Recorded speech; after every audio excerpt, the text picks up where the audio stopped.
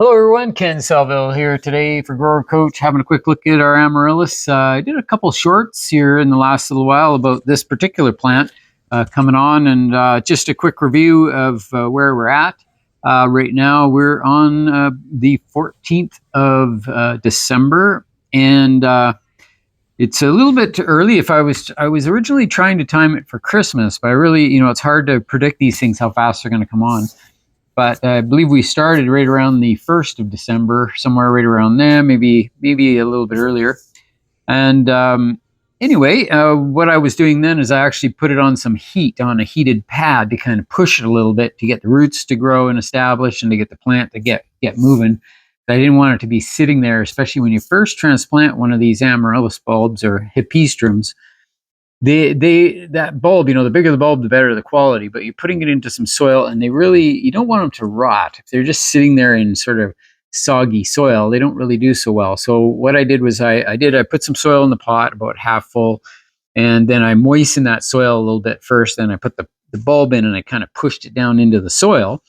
And then at that point, I kind of watered a little bit around the top, just to make sure there was enough moisture there to get it going. And it actually it did quite well. I put it on that heat. The heat again stimulated the roots to grow, and the thing just sort of started to grow almost immediately. Within about 5 days, it was actually pushing up pretty good.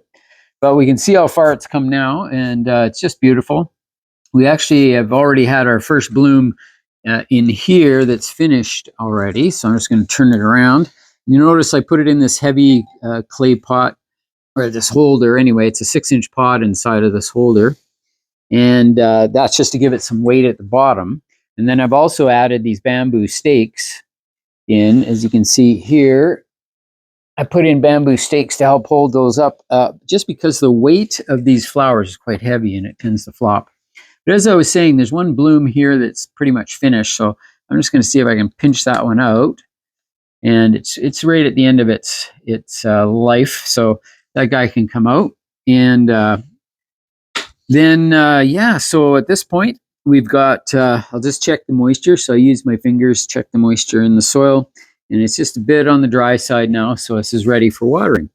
Amaryllis, the bulb is so big that it's actually got everything it needs to push up the bloom and to actually flower. You can buy these bulbs. Sometimes they're dipped in wax, and it's just a sealed unit. And the thing comes all the way through to fruition and blooms and does all that stuff. And you just kind of set it in a stand. The wax prevents the moisture from escaping the bulb, so it actually holds the moisture in the bulb, and that allows it to go through this whole process of flowering. And but to me, it's just kind of an unnatural situation. So I don't really like those myself. I'd rather get them into a situation where they root in and they do their normal thing, and they just have the life of a plant, and do their thing. Because I plan on keeping them for several years into the future, and keep them going. So right now I've got about, I believe I have 4 or 5 amaryllis bulbs that were left over from last year. I had them blooming in the summertime this summer. Actually it was in July, I believe I had a couple bloom, and they were beautiful at that time. And so the process for the amaryllis is that I'm going to let this thing bloom right as long as it can bloom, which should be at least another couple weeks here.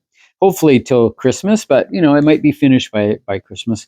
And then at that point, what I'll do is I'll take off all the blooms, and I'll leave the stems intact, the flower stems.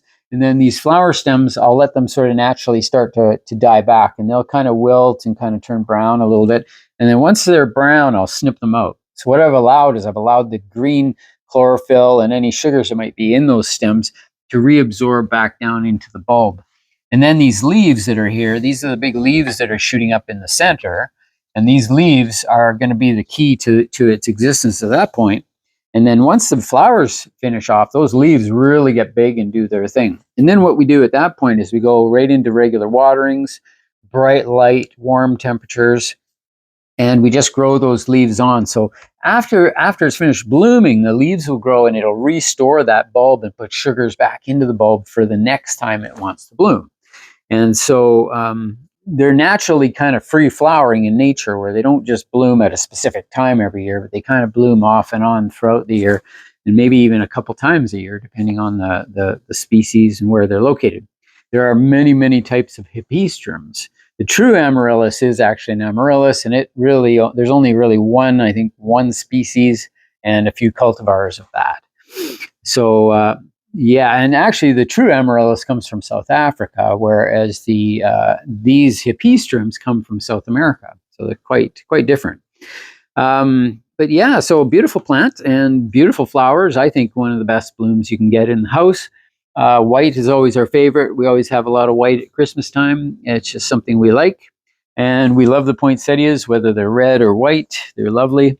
And we just love flowers all the time. I love to get plants that bloom in the house. So it's one of those nice things to do. So that's it. Like I say, after the thing blooms, then I get rid of the blooms and the leaves come on. Then I can actually start fertilizing it. And I can just give it a regular fertilization, maybe about every 2 weeks or so. A little bit of maybe Miracle Grow type fertilizer, 15-30-15, maybe a 20-20-20, any of the water soluble fertilizers you may have. And again, bright light, warm temperatures, a little bit of food, regular water supply, and that's it. So the phone's ringing, so I got to run. So thanks so much for tuning in today. And we'll be talking to you again soon. So thanks very much. Have a fabulous Christmas.